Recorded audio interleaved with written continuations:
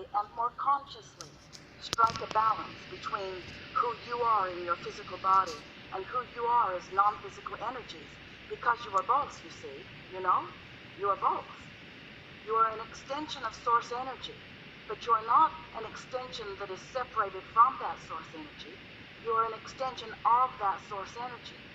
And that source energy is flowing to you and through you. It is a part of you. So you, pioneers that you are, out here on this leading edge, you are exploring and examining and coming to new understandings of what you personally desire, just like you knew you would. As that desire hatches within you, you begin a whole new summoning process, because, after all, you live in a universe that is based upon attraction. And so, as you find something new that you are asking for, you begin a summoning process that feels different to you. And it feels different to you depending upon what your belief factor is in relationship to what you are newly summoning. Once you get practiced at this, and once you understand that you can be or do or have anything that you desire, then when you summon, you automatically allow, because your belief is right there. You know who you are, and you expect good things to come, and you know the power of your own mind, and you know the laws of the universe, and you expect source energy to reply to you, and you expect, through your own power of attraction, you expect to get the things that you are asking for. And in an environment like this, where there is so much that puts you in a place of ease and feeling good, not everything, you'll still have contrast. In fact, in some cases, maybe even more contrast, because it is new to you. But as you settle in to realizing that all things wanted are being answered, and you stand more and more in an expectation of witnessing the evolution of your desire. Oh, those are really good words that Esther found in response to our vibrational offering. You will witness the evolution of your own desire. And it's so important that you understand that when you ask, it is given. But there is a balancing act that you are accomplishing, because it's not just asking with words, and it's not just asking with life experience.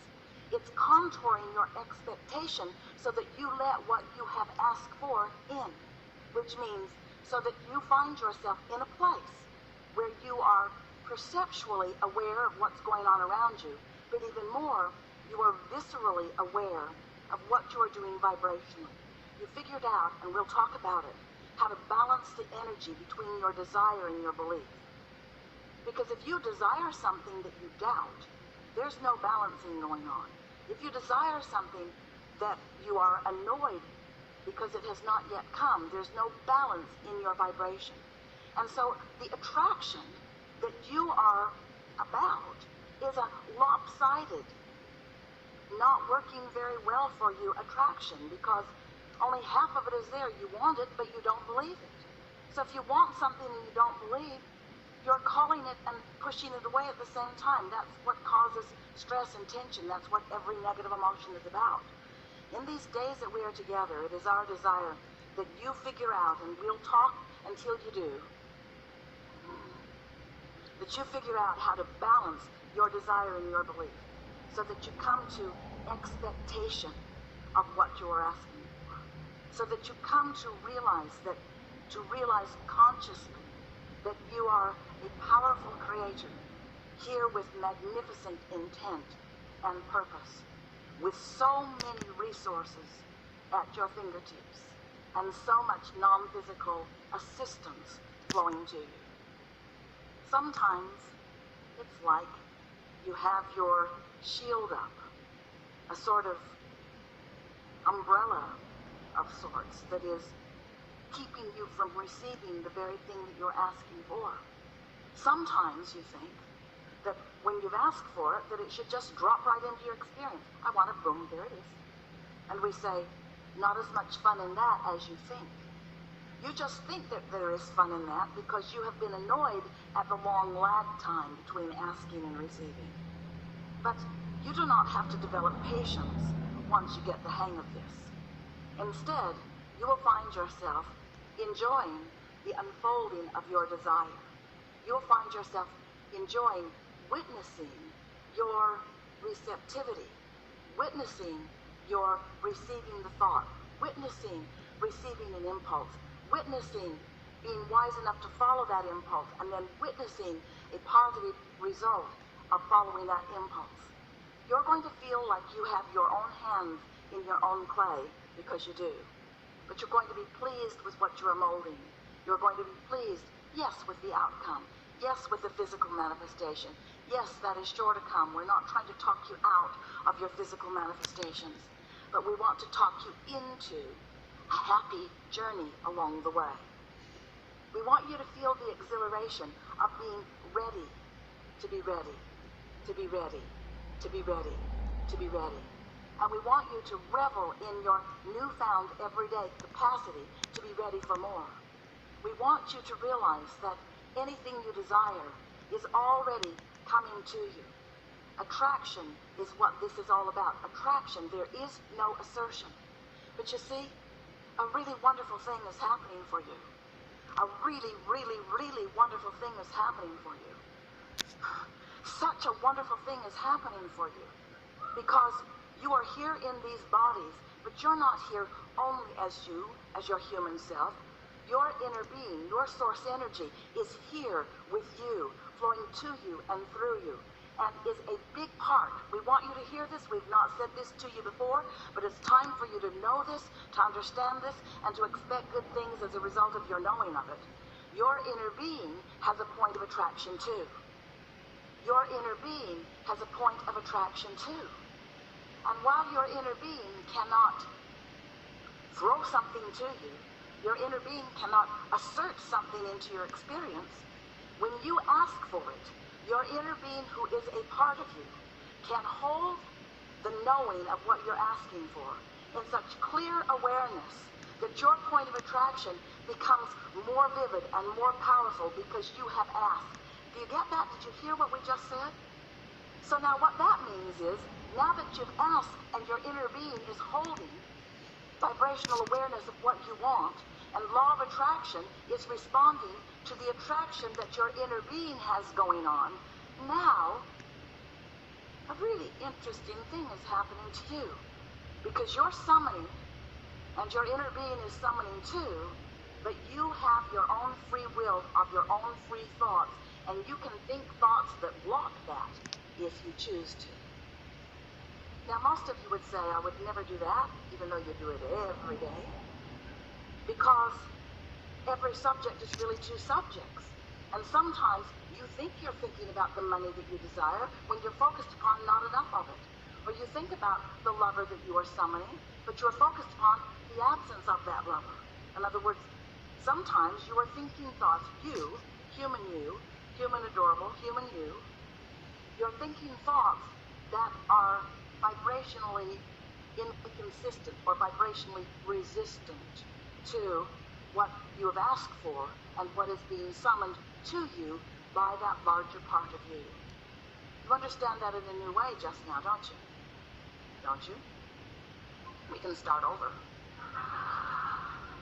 So now your inner being is on the case. Now your inner being is holding vibrational accord with what you're asking for. And now your work is so simple. Your work is just to think thoughts that match the desire rather than its absence. To say words that match the desire rather than its absence. To tell the story of what you are creating rather than the story of the reason of why you are creating it. As you stand in justification of why you need that, you block it. And every time you block it, you ask for it in a stronger way. So the point of attraction of your inner being summons energy to it more, but if you block it, you feel worse and worse. And a sort of tension sets up within you that you describe as negative emotion. Negative emotion is your clue or your key that you are doing what we just described. Because it is always true. When you ask, it is always given. When you ask, it is always given. The question that we want you to discover the answer to in the days that we are together is that when you ask and it is given, what are you doing about it? Are you receiving it, or are you blocking it with your awareness of the current reality that doesn't contain it? that's what trips you up the most, you know. You're focused upon what you think is what is. So if you ask for something that you think isn't, and your awareness is that it isn't rather than it is,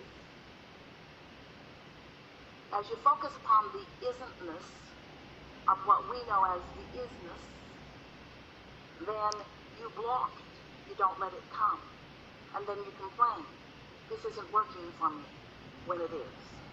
It always is. So, as a result of our time together, you'll do less of that from now on. It really helps to understand the laws of the universe. It really helps to know that law of attraction is responding to your thought. Law of attraction is responding to you. You get what you think about, whether you want it or not. You strike balance sometimes with things you don't even want, just by giving so much attention to them. So, as a result of our time together, you're going to be clearer about who you are. And as a result of every day's life adventure, you're going to become clearer about what you prefer. And as you integrate your knowledge of the laws of the universe with your personal desires that are born from your magnificent journey in this life experience, then the perfect co-creative experience ensues. And we are eager about what you're living. We are eager about what's coming to you and through you. We appreciate more than you can hear with these words your willingness to participate not just in this gathering, but in the gathering of life experience. Such a nice thing to be on the leading edge, where all that is flowing forward into new experience. We want you to feel all of us here with you. We've got you outnumbered. And we want you to relax in the knowledge that life is supposed to be good to you. Life is supposed to be fun for you. It'll be nice as you return moment by moment by moment to your conscious awareness of your own worthiness.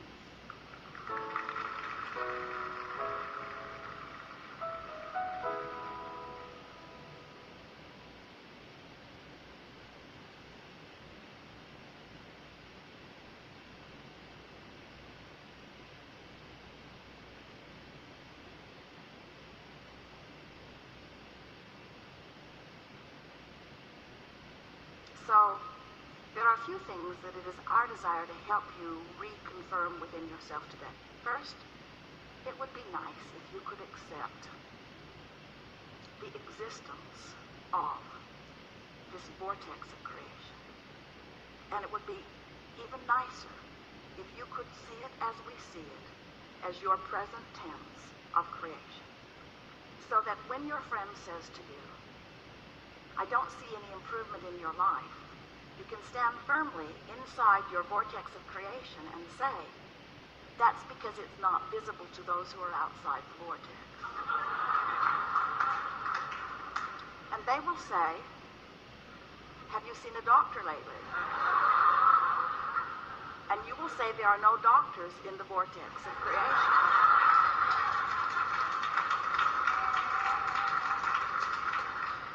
When you let being in this vortex, when you let tuning yourself into the vibrational frequency of all that you are be your top priority, you get so much life back. Do you know how many arguments, how many words, how many efforts, how much action is necessary just to keep you alive and out of desperation when you're not in the vortex? In other words, it's a big effort to live this life when you're counting on your words and your action and your effort to make it happen.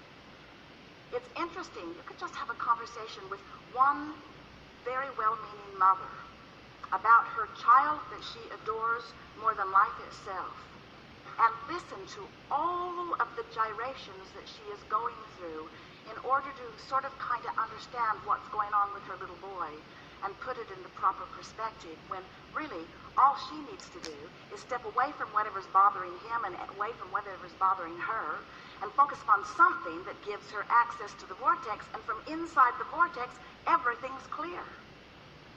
You cannot lead from behind.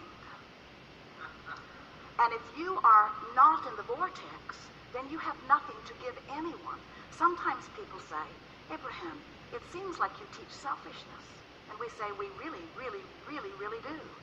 Because selfishness, let's define it. Selfishness means vibrational alignment with self. And in order to understand that, you got to know who self really is. Self is source. Self is pure positive energy. Self is worthy. Self is clear-minded. Self is healthy. Self is full of vitality. Self is eager about life. And when you are willing to be selfish, which means you are willing to mimic the vibration of self, which means you're willing to release the thoughts that hold you apart from that, and practice the thoughts that cause you alignment with that, which simply means you're selfish enough to care how you feel. That's when they call it selfish. People say, oh, you're so selfish, you're pleasing you. And what they mean is, you should please me. You're selfish because you please you, and I'm not selfish because I think you should please me instead of you? There's some screwy reasoning going on. And every time it matters to you to please them instead of you, oh, it's such short-term gain. Such short-term gain. Because when you care about how someone else feels or how they are responding to you, so you behave in order to affect their response to you, you do them a very big disservice, because you teach them that through action and demand or cajole or control or power, that they can wrestle their life to the ground. And there's hardly going to be anybody as cooperative as you. Think about it. Have you ever had someone who was so cooperative they'd just do anything for you? And then they were the only one who would behave that way? So you just had that one friend? Often it was your mother. You weren't really ready for the world, were you? But when you show yourself that you have the power to come into alignment, not just with who you were before you were born, but with all that you've become ever since. Not just with you and all you've become, but with Source itself. When you show yourself that by being selfish, which means by reaching for the best feeling thought you can find on whatever subject is active, when you care about being in the vortex, you care about being in concert with the energy that creates worlds. And one who's in the vortex, one who's in alignment with that energy, is more powerful than millions who are not. It's such an interesting thing to watch what goes on in your planet, because you are so good at step one. Most of you have made such a career out of step one. You sift through the data, and you know what you don't want, and you know what you do want, and you know what you don't want, and you know what you do want, and you know what you don't want, and you know what you do want, and you know what you don't want, and you know what you do want, and you know what you don't want, and you know what you do want.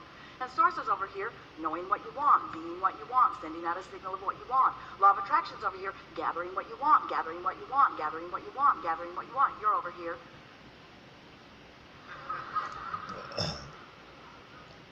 That's creating by default. That's going where the wind blows. That's complaining about whatever they're complaining about and feeling about whatever's happening. But when you decide that you're going to take control of your relationship to who you really are, when you decide that you're going to tend to this gap between you, wherever you are on whatever subject you're experiencing, and who you really are and what you know about the same, now life is going to take a new form and shape for you. You're going to feel exhilarated. You're going to feel satisfaction. Those who are watching you will see you as someone who seems to create tremendously with ease. Those who are watching you, especially those who don't really understand the power of this vortex and the power of your deliberate alignment with it, they'll call you lucky.